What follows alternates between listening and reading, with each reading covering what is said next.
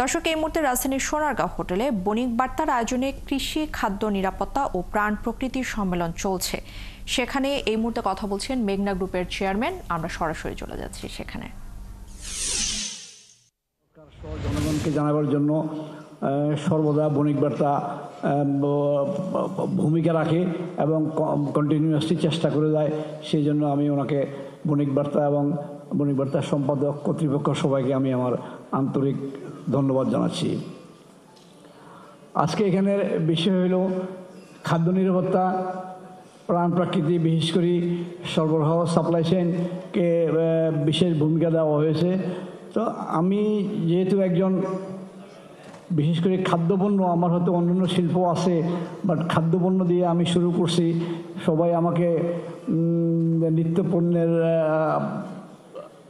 একজন ব্যবসায়ী হিসেবে জানে। সেই জন্য আমি নিত্যপণ্যের অ্যাকচুয়ালি ব্যাপারে আমি দু চারটা কথা বলবো। এখানে বিষয় হচ্ছে সাপ্লাই চেইন, সরবরাহ ব্যবস্থা, মজুদ, সংরক্ষণ, চাহিদা, এগুলা কিন্তু খাদ্যপণ্যর অন্যতম উপাদান।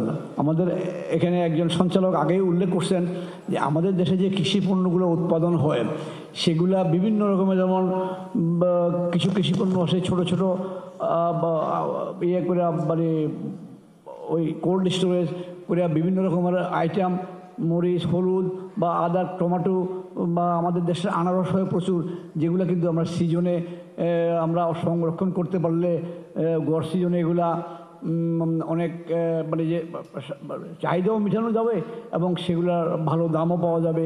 ইভেন কি আনারসটা তো, জুসটা তো অনেক জায়গায় আমরা অনেকে এক্সপোর্টও করতে পারি। এই জাতীয় কৃষিপণ্যের আসলে অনেক ভ্যারাইটি এবং ডাইভার্সিফাই আছে, যেটা আমরা হয়তো আমরা যারা উদ্যোক্তারা আছি সেখানে উদ্যোক্তা এবং সরকার বা আমাদের নীতি নির্ধারক যারা আছে সবাই সম্মিলিত দায়িত্ব এবং আমাদের হয়তো এটা কিছুটা ব্যর্থতাও আছে, যেটা আমরা করতে পারি নাই বা করা আমাদের উচিত ছিল। আমরা বিভিন্ন বিচ্ছিন্ন বিক্ষিপ্তভাবে অনেকেই করছে, কিন্তু আমরা সেটা যে একটা নীতিমালা, সরকার নীতিমালা দিবে বা সরকার একটা সহায়ক ভূমিকা করে সেটা করবে, আমরা সেটা করতে পারি নাই। সেটার দিকে আমাদের মাননীয় উপদেষ্টা মহোদয় আছে, আমি ওনার এই বিষয়ে দৃষ্টি আকর্ষণ করব। যেহেতু বাণিজ্য মন্ত্রণালয় দায়িত্ব হিসেবে উনি বাংলাদেশের সকল ব্যবসা বাণিজ্যর উনি প্রধান রক্ষক এবং এটা দেখভালের দায়িত্বে আছেন। আমরা অতীতেও দেখেছি সব কিছুই বাণিজ্য মন্ত্রণালয়, সকল বাণিজ্যর যে কোনো আইটেমের জন্য বাণিজ্য মন্ত্রণালয়ের উপরে পড়ে। যদিও অনেক সময় আমরা বলি যে অনেক কিছুর দাম ওঠানামার সাথে বাণিজ্য মন্ত্রণালয় সরাসরি সম্পৃক্ত না। যেমন অনেক কিছুতে ট্যারিফ অ্যাডজাস্ট করতে হয়, ডিউটি বাড়ানো কমানো সহ আরও অনেক কিছু, সরবরাহ ব্যবস্থা, ওই ট্রাকে চাঁদাবাজি ঠিকমতো আসছে না, আমাদের অনেক জায়গায় ফসল মানে নষ্ট হয়ে যাচ্ছে, সেটা কোনো প্রাকৃতিক দুর্যোগ। তো এগুলো কিন্তু সবগুলো কিন্তু বাণিজ্য মন্ত্রণালয়ের অধীনে না, বাট যদিও যে কোনো কিছু হোক বাণিজ্য মন্ত্রণালয় বলে। আজকে আমি শুধু বলবো মাহবুব ভাইয়ের মতো বাণিজ্য মন্ত্রণালয় আমাদের মাননীয় উপদেষ্টা আসার পরের থেকে উনি অত্যন্ত সৌভাগ্যবান। আন্তর্জাতিক বাজার অনুকূল এবং আমাদের কে উনি কঠোর ব্যবসায়ীদের সাথে মনিটরিং এবং অত্যন্ত সার্বক্ষণিক যোগাযোগ। আমি তো বিশেষ করে আমার সাথে এবং সহ আমাদের বেশ কয়েকজন ব্যবসায়ীর সাথে সার্বক্ষণিক যোগাযোগের মাধ্যমে উনি আমাদের যে নিত্যপণ্যের মজুদ, সরবরাহ ব্যবস্থা এবং যে প্রাপ্যতা, এটা যেভাবে নিশ্চিত করতে পারছে সেই জন্য আমি ওনাকে আন্তরিক ধন্যবাদ জানাই। এবারে আপনারা দেখছেন প্রথম অনেক দিন পরে যে কোনো আইটেমে যে কোনো রকম কোনো সমস্যা হয় নাই এবং বাজারও সহনীয় ছিল এবং উনি ভাগ্যবান, আন্তর্জাতিক বাজারও কিছু সহনীয় অবস্থায় আছে, জিনিসপত্রের দাম কমছে। কিছুদিন আগে বলতে পারেন যে তেলের দাম বাড়ছে, এটা আসলে উনি নিজে অনেক চেষ্টা করছে। সরকার 18 টাকা বাড়াইছে, উনি জোর করে আমাদেরকে 14 টাকা বাড়াইবার জন্য বাধ্য করছে। যাই হোক, আমি যেটা বলছি, মাননীয় বাণিজ্য উপদেষ্টা মহোদয় উনি একজন বড় ব্যবসায়ী, বাংলাদেশের প্রতিষ্ঠিত ব্যবসায়ী হিসেবে উনি যে কোনো বিষয়, যে কোনো ব্যবসার ব্যাপারে উনি সেটা নাও করছে, সে ব্যাপারে উনি খুব অত্যন্ত তড়িৎ বুঝতে পারে, যার জন্য আমাদের জন্য সহায়ক হয়েছে যে আমরা যে কোনো বিষয়ে ওনাকে বলতে পারি। তো যাই হোক, আমি যে কথাটা বলছি, আমাদের যে সাপ্লাই চেইন এবং মজুদ, আমাদের দেশে যে পণ্যগুলো হয় এগুলাকে আমরা সংরক্ষণ এবং সরবরাহ ব্যবস্থার জন্য আমাদেরকে এটার উপরে কাজ করতে হবে।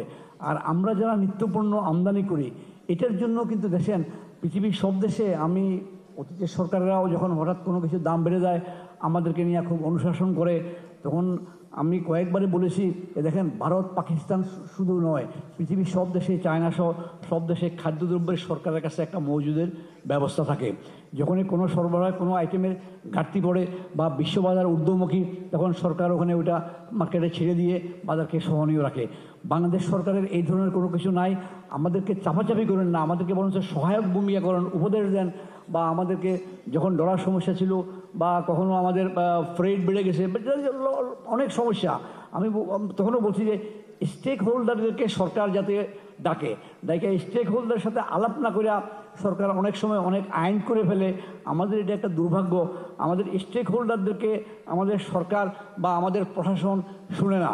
ওনারা অনেক সময় অনেক কিছু আমাদের থেকে বেশি বুঝে অবশ্যই, কিন্তু যারা স্টেক হোল্ডার, আমরা তো 2টা 3টা 5টা বা একজন ব্যবসায়ী উদ্যোক্তা তার কয়েকটা আইটেম নিয়ে কাজ করে, সেটার আদি অন্ত তাকে জানতে হয়, বুঝতে হয়।